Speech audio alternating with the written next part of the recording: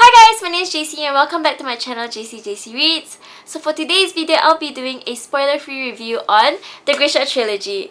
So don't worry, there won't be any spoilers. It's a really short, simple review just to tell you guys my thoughts on this trilogy. So if you guys don't already know what the GRISHA Trilogy is about, it's basically set in a world where there are humans and also the GRISHA. There are three types of GRISHA: corporalki, the etherealki, and the materialki. They all have their own abilities, such as the etherealki are summonists, so basically they can summon fire, water, or wind. Our story follows our main character Alina, who is an orphan, and she lives in Ravka, which is a kingdom that is divided by this thing called the Shadowfold. The Shadowfold is essentially a really huge piece of land which is taken over by complete darkness.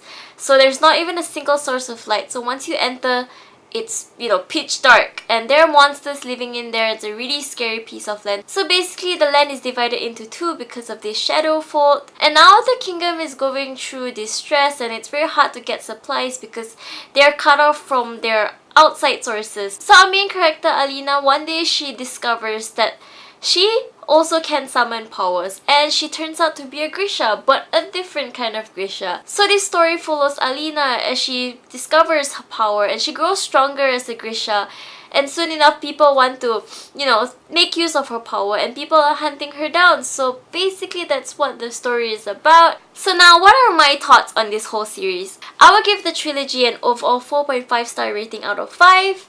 I absolutely love every single one of them. I gave Shadow and Bone a 4.8 star rating. I gave Siege and Storm a 4.8 as well.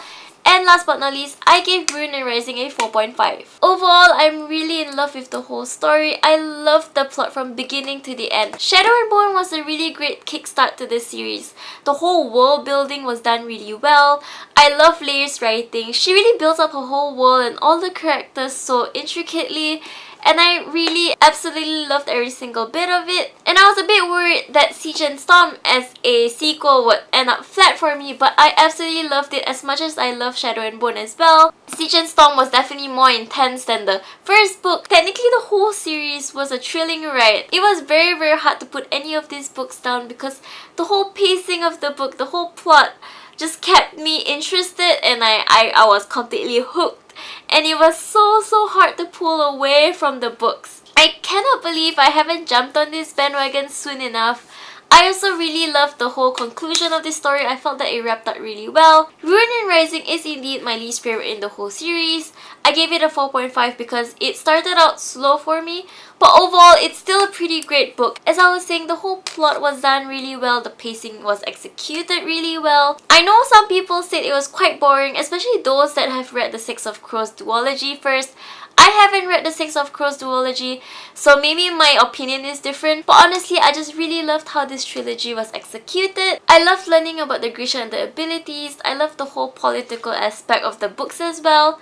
And I absolutely enjoyed every single one of our characters. They were all fleshed out really well. My favorite character is of course Nikolai, but I also loved Alina as our main character. I enjoyed the character development that takes place in these books, especially Alina's character development. I felt that she really grew as a character throughout the books. I enjoyed the relationships. However, the one thing I have to say that I'm not really a fan of is the romantic relationships between Alina and her man.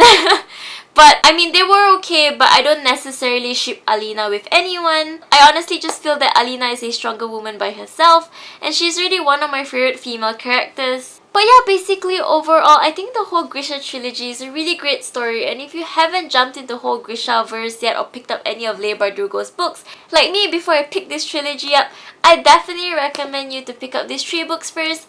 I absolutely cannot wait to jump into the Six of Crows duology because everyone's been saying how much better those 2 books are, but like, I can't imagine how much better it can get because these 3 books have been amazing already. I hope you guys enjoyed listening to my thoughts and opinions on the GRISHA trilogy. I guess that's it for this video. Thanks for watching guys. I'll see you guys next time. Bye!